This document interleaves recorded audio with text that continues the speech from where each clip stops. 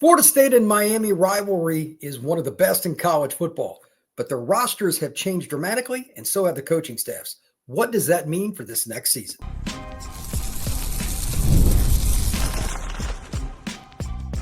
You are Locked On Seminoles, your daily podcast on the Florida State Seminoles.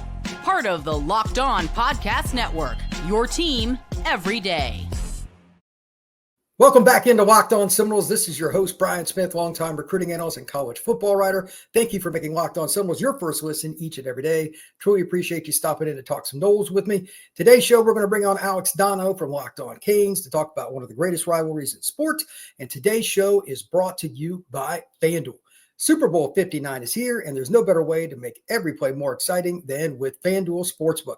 New customers can bet just $5, and if you win, you'll score $200 in bonus bets. Download the app or head over to FanDuel.com to get started. Mr. Donno, how we doing today, sir? Brian Smith, I'm doing well, sir. And yeah, anytime you talk about the Miami versus Florida State rivalry, I grew up on it. I mean, I don't think I would be a rabid college football fan today at age 40 if not for all the memories I had starting when I'm 4, 5, 6 years old with Miami versus Florida State. I love every second of it. It is truly awesome. And it's one of the reasons that I started looking at the country differently. I grew up in the Midwest, but I was always tuned in, and so were several of my friends, to be honest, to that game. And I just loved how much NFL talent there was on the field. They played different styles of defense. They were super aggressive. They changed and, quite frankly, revolutionized football, and they mirrored each other as much as they disliked each other. The 4-3 defense, smaller defensive ends like linebackers moving down to edge. They changed college football, and it's so much fun to talk about the history of it and talk about change.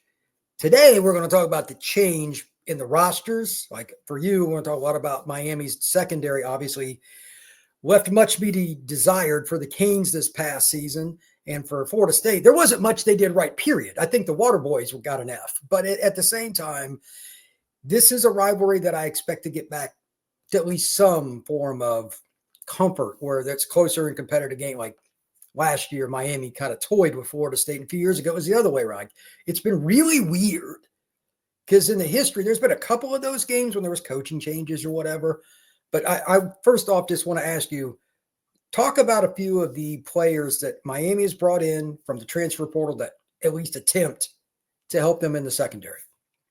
Yeah, I mean, the secondary was it was embarrassing in a lot of ways last year, Brian. I mean, I can't tell you how frustrating it was from a Miami point of view, going up against a lot of the opposing offenses and quarterbacks like Kyle McCord, of course, feasted on Miami. Fernando Mendoza from Cal feasted on Miami, and receivers were open by 10, 15 yards repeatedly. And so, yeah, I mean, they got, in terms of returning players in Miami's secondary, like the one that, of course, is really liked and will hopefully continue to develop, because one guy who did play overall well last year was O.J. Frederick, is a true freshman starter at cornerback. And he's someone you kind of pencil in to be a starter again in 2025, although there's going to be some competition because, again, the rest of that unit needed changes and revitalization. I mean, Xavier Lucas, very well documented saga, a South Florida kid who Miami basically came in second for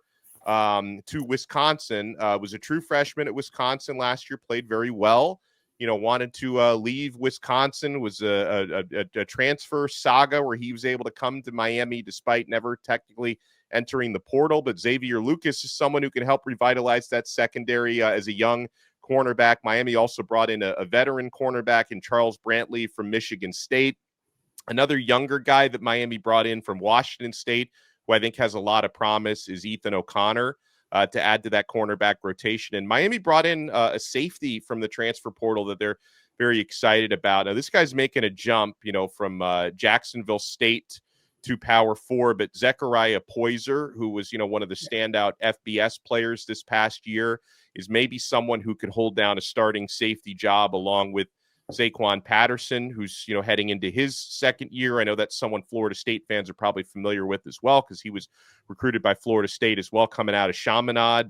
Played a little bit last year, Patterson, but can maybe ascend into a starting role this year. So I mean, Brian, to answer your question, the defensive secondary for Miami, really outside of O.J. Frederick, looks very different. I mean, there is another returning player from last year who could play a lot, but he barely played last year because he was hurt for most of the season, Damari Brown. Who missed a lot of time, between, the opening game where he got injured against Florida, didn't play again until the Syracuse game at the very end of the regular season. That's someone who could contend for a starting cornerback job or maybe a starting nickel job at Miami. So really, I mean, 90% of the secondary is going to be different. A lot of players who did well at their previous stops who Miami's bringing in the portal, but then you always have the usual questions, everyone meshing together, everyone adjusting to a new defense. And that includes the returning guys because Miami's got a new defensive coordinator and Corey Heatherman and a new defensive backs coach in Zach Etheridge. So there's going to be adjustments from top to bottom that need to be made, but the secondary is very different. This is unusual for me, but the new defensive coordinator, give me your 20-second synopsis, or if you want to expand, go ahead. More aggressive, less aggressive? What's the scenario with that? Because with the new secondary, me, I'm a glass half empty guy. I'm always worrisome when you have a new coach and he's really aggressive, especially if like your DBs have been torched like UM's. What's the deal there? Significantly more aggressive, which I think is really? something it's something I think Miami needs, especially, when you've got athletes, Well, they do. significantly more aggressive and significantly more simple, I think, than the defense that Lance Guidry was running. I know that something that Heatherman really emphasizes is, athleticism and making plays. He also emphasizes turnovers. It's something his defense, you can only work on that so much, but takeaway drills in practice is something he really emphasizes. And the previous defenses he coached, including Minnesota, did well in forcing turnovers. So I think it's philosophically something that's more going to match the classic Miami defenses, right? It's all about getting everybody on the same page and executing it. But philosophically, I think it's something that should or could look, more like, the more effective Miami defenses of years past. I remember the famous 2001 team. I saw a stat once. It said they played like cover 2 in some form or fashion most of the time because they were so good up front. They could just rush 4. Okay, go ahead and try to run on us. We're going to run you down anyway. They did. But that's hard to do because nobody has a front like that, in my knowledge, in college football right now. So they're going to still run 4-3. Is this correct? Yeah. Okay. I believe it's still going to run 4-3. I mean, he does run some 4-2-5, but the people I talked to from Minnesota, the people I talked to who covered him in Minnesota say, 4-3 is his bread and butter. Well, it's interesting because Florida State's going a polar opposite direction. They're going to the 3-3-5 or whatever, going to have like 3 safeties across the back, and there's going to be a lot of moving parts. And as to your point, Coach White's been very successful, but now he's going to have, no offense to Nebraska, it's easier to get talent at Florida State. That's not really difficult to figure out. I'm curious to see what he does because I'm always worried about the same thing you were just referencing. Do you have too much information? Players think too much. And it's, it's the old ad nauseum that, paralysis by analysis. First year, I think the biggest thing, and this could happen in the game this year between the Canes and the Noles, the team that's thinking too much on the field makes the one critical error, and the other team, we run outside zone and there's nobody out there. The guy just runs for 80 yards score. Those giveaway touchdowns are why big games are usually lost more than somebody wins them. It's just true at the college level. See a little less at the pro level for obvious reasons. But Florida State changed. They got a new safety coach. They've got a new defense coordinator. They got a new offense coordinator. They got so much different. This game, again, is going to have a roster change on both sides because Florida State's going to end up over 20 guys, I think, or right at 20 for the portal. How many guys off the top of your head Miami got portal? Close to 20? 15? A little less, probably around 12 to 15. But I'll say that, and they could add more in spring. And also, there's another portal window. Yeah. Technically, Miami only has 8 starters returning from last year, 4 on offense, and they're all on the offensive line, 4 on defense. So 8 starters returning. There are some younger players who are going to take on starting jobs. Like I would imagine Mark Fletcher is going to be the starting running back now after Damian Martinez moved on, and some transfers were going to be, but only 8 returning starters from last year. Well, for Florida State, I think that would be a good thing. I don't know what the total number is, but they need a whitewashing. So, with that in mind, when we come back, we're going to talk about scheduling. The Florida State Miami game has a really unique end of it for Miami that we're going to talk about. And basically, this isn't, as Florida State fans will know, the ACC screwed up again. That's next here on Locked On Seminoles and this crossover with Locked On Canes. Super Bowl 59 is here. One game, two teams, endless possibilities, and there's no better way to make every play more exciting than with FanDuel Sportsbook. Whether it's predicting the first touchdown, calling the MVP, or even betting on the coin toss, FanDuel makes it easier to get in on the action. Live betting all game long. You can adjust your bets as the game unfolds and feel the thrill from kickoff to the final whistle. The live betting feature lets you stay involved no matter what happens on the field, and the app is super easy to navigate. Plus, knowing that you can place a $5 bet and potentially win $200 in bonus bets for the Super Bowl, that's the icing on the cake. Download the app or head over to FanDuel.com to get started. Bet just $5, and if you win, you'll score $200 in bonus bets. That's FanDuel.com. Bet with FanDuel, official partner of Super Bowl 59.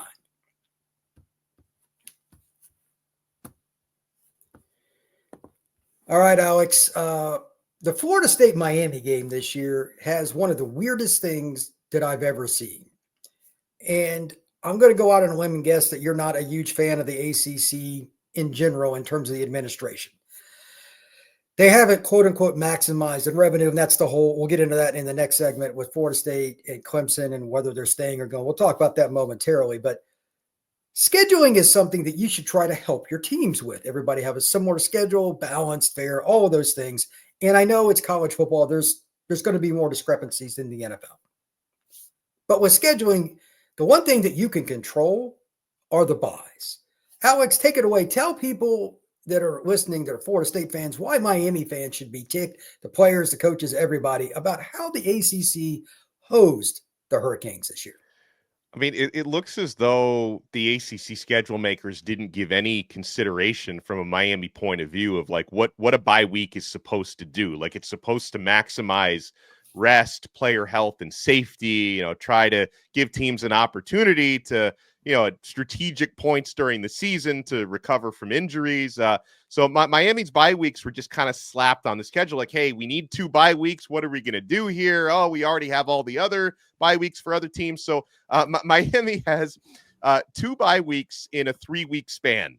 And the one game that happens to be sandwiched between those bye weeks is Florida State. And Florida State coming after a bye, I'm not necessarily sure if that's a good thing for Miami because Miami historically doesn't play well coming out of bye weeks. They did kind of buck that trend last year, but usually Miami loses games coming out of the bye weeks. But the Hurricanes have, bye weeks after their 4th game of the season, heading into the 5th game, which is Florida State, I believe, and then a bye week after the 5th game of the season, which means they have to play their final 7 consecutive games without a bye, which I think is significant for, college athletes when it comes to keeping rosters healthy and all that. So it's really nonsensical. I mean, if you're in now an era of 2 bye weeks, which is great, you ideally want to have one that's kind of earlier in the season and then one that's later in the season when you start to get banged up around November. But, for Miami, it's just like, hey, here's a bye, here's another bye. We don't know what we're doing. That's sort of how they put that together. And it's, it's one of those things. You can only complain so much about the schedule, but that's the area Miami fans, I think, are rightfully complaining about the schedule. Well, you can't control the other team's roster, but you can control when you have to play them. Having a bye after Florida State is good because that's a physical game, but having one before and after, I've never heard of that. Overkill. Our buddy Isaac Shade over at Locked On Tar Heels, correct me if I'm wrong, but he said they did the same thing to UNC. Yeah, that's right. So this tells me something, and this is to a larger point here. This is my opinion only. I'm not saying Alex thinks this, but that means the advertisers had 100%, in my opinion, on how the schedule went, besides the out-of-conference games, because they don't care. However, when like this, historically, it's been proven in college football, once you get to game 6 consecutively, it's A, difficult to win because you're beat up, and B, because, football's an attrition sport. Let's call it what it is. You're more apt for injury. You know what's going to eventually happen, Alex? somebody's going to call this thing called a lawyer. Somebody, if they keep doing this, it's going to happen. I guarantee it. And I'm not talking about Mario Cristobal or Bill Belichick because they got hosed this year. I'm talking about players. The NCAA will call the advertiser like, look, this off. That is going to happen at some point, especially if a kid like, what are the last couple games for the Canes this season? Yeah, it's another point you bring up. So Miami's last 2 games are road ACC games consecutively, which this could very much decide their season, right? Because if they're in play for an ACC championship game on I think it's November 22nd, they play at Virginia Tech, second to last game of the year. Then November 29th, they play at Pittsburgh. And obviously for, Miami, they've shown ACC games are never easy for the Hurricanes, and Right. cold weather games are never easy. And I would imagine both Blacksburg and Pittsburgh will be quite chilly those times of year. So that's another thing to look at on the schedule. They got to play those consecutive road games to end the regular season. Yeah, I would be really interested to see how that happens. And again, especially if there's a significant injury or anything like that, because the game's set, like literally game 6 is where it's been proven and it just teams fall off. Your last game being in either one of those places, because they'll be physical and the crowds will be into it and all that. And Pittsburgh, like it's as an example, their defense is super aggressive. Oh, yeah. Miami better be ready for those games. And I'm sure Mario will have them ready because they'll be in ACC title contention going into those last 2 weeks. But again, it's just dumb what the ACC is doing. Next year, it might be Florida State. Somebody in the ACC needs to step up and say, look, this cannot happen. Because if let's just hypothetically say Miami is 9-1 going into those final 2 and they lose one of them, then they lose in the ACC. They're out of it if they lose in the ACC title game. Then you're not getting in as an ACC team with three losses, probably not with 2. Yeah, it's iffy. It depends on what else goes on, but. Well, and you're right to bring that up from a Florida State point of view because a different situation, but the shoe was on the other foot for like when Florida State went 13-0 and they were left out of the playoff. I know a lot of Miami fans were like laughing and celebrating, and I was always saying like if that can happen to someone in the ACC, it can happen to Miami, right? I mean, why I'm not going to celebrate this. Florida State should have been in the playoff that year, so you gotta watch out. It could happen to anyone in this league. Well, when was the last time you thought the ACC administration truly had the backing of its programs instead of just cowering to the media and to the advertisers?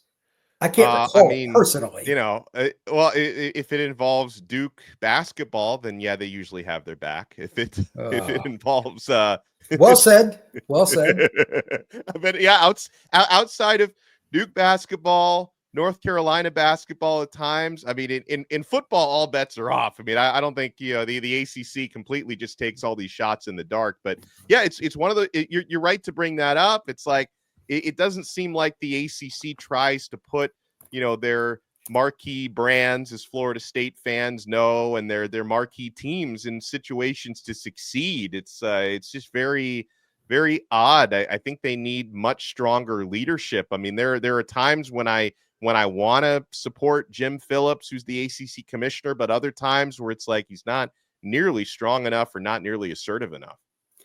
Here's another example of the scheduling goofiness. Clemson's schedule is exactly how it should be. Okay. Mm-hmm. This is what you want. They got 4 games to open the season. And after they play Syracuse at home on the 27th of September, open date. They play Carolina and Boston College on the road. Then they at home in Death Valley play SMU, open date. And then they finish the season with 5 games. So perfect. 3 to 5 games were good. That's a big advantage. If I know Mario has looked at that, he's not going to admit it, but he's looked at this and he's said some things that I can't repeat on air based on what he has seen from that schedule. And I wouldn't blame him.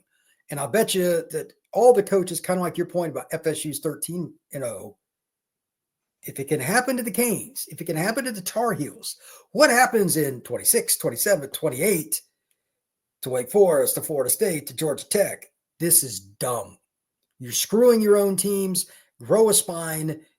And I know the advertisers had something to do with this because it wasn't one team. Again, Tar Heels got it too, not just the Hurricanes. So this is really weird.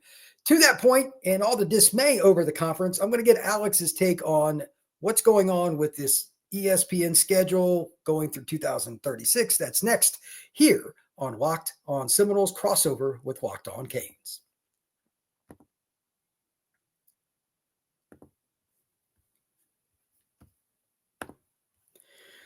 All right, Alex, are you buying that FSU and Clemson are going to stick around, A, because the ACC option by ESPN has been picked up / ABC, Disney owns the whole deal there.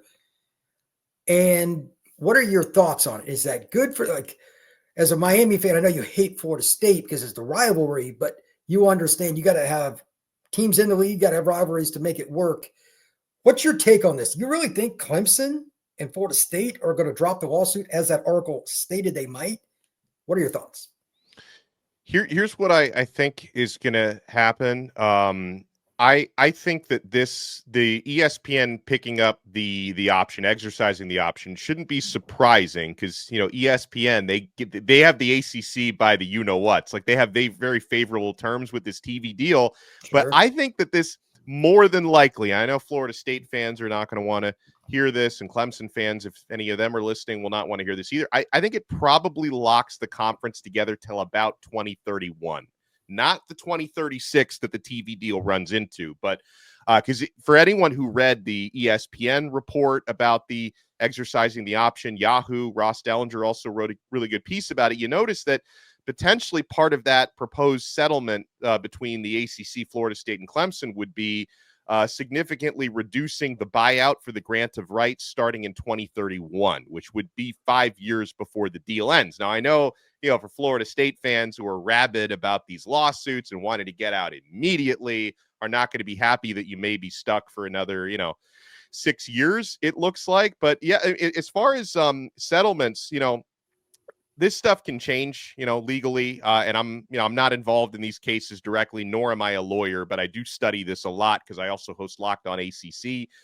There does seem to be momentum, Brian, heading towards settlements between the ACC and those parties. And I did talk to last week on Locked On ACC, a media member who's been covering the ACC since 1981, Brett Friedlander, and he's of the opinion, and I share this opinion, that maybe these lawsuits, probably more so on the Clemson side than the Florida State side, but that they were more aimed to try to get concessions from the ACC rather than necessarily leave the conference immediately. Because again, getting a landing spot, I know there's been a lot of rumors about, hey, Florida State, they could go to the Big Ten right now. Clemson could go to the Big Ten right now. UNC could go to the SEC right now. Those rumors have been out there, but rumors are rumors, Brian. And if the Big Ten and the SEC were to bring on any new teams anytime soon, you also have to have your members agree to take less of a payout, to share that TV money with other teams, with other schools. So I don't think it's a guarantee, as some have stated on YouTube and all that Florida State could be in the Big Ten next year if the ACC would let them out.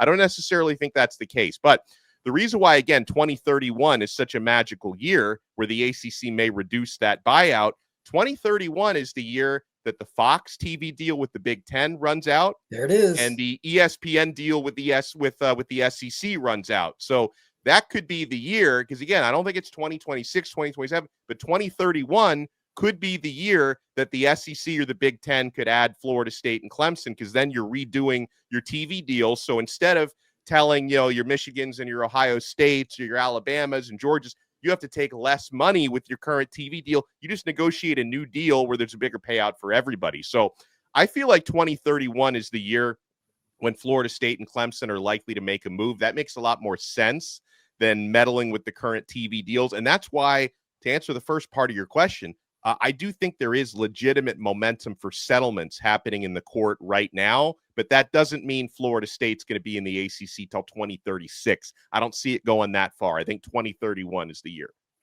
The only thing about that, and I agree wholeheartedly with your synopsis, the only thing is Jim Phillips and all these different people that have been involved with these negotiations. The problem isn't Florida State. It's not Clemson. It's what do you do with the rest of the league? Because the value for the football part is just Miami's not going to hold it together by itself. No offense to any other program. That's the only other marquee name in the league. There's three. The other teams can scream and get mad, and your buddy Kenton over there, Locked On, had him on my other show, The Portal, last night. It'll be up today. They don't carry the weight with the broadcasters and advertisers. They just don't. They don't have the national brand. Miami does, but it's one team. So I think the ACC is going to, at least from an image standpoint, regardless of what's discussed behind closed doors, as you noted, is going to at least attempt to make this look like it's going to stick together through 2036 as long as it can. And around 2030, blah, blah, blah, because there's going to be some kind of settlement. ESPN might backdoor some money to some of these schools so they don't get sued or whatever. Because, like, for instance, somebody like Miami, let's just use it since you're on the show, Alex, could sue ESPN for saying you're screwing us over and leaving us out in the cold. Why did you help this out? It would just be bad for them. So there could be some money going in a lot of different directions with this. And once you start talking about Warrior possibilities, what I just came up with is off the top of my head. I didn't think about that before the show, but like, you don't think a Warrior from Miami is looking into every avenue, like somebody that's really invested? One of our buddies is a lawyer that is big Miami. He would happily do that. So, there's a lot of different things, and the ACC is going to get kind of stuck in the middle, and so is ESPN, ABC/Disney. This is the kind of stuff I hate talking about. It's why I did at the end of the show, but it's still, you got to know what league you're in. You got to discuss it. Yeah. And it's part of football. So, Alex, thank you once again for coming on in this crossed over version of Locked On Canes and Locked On Seminoles.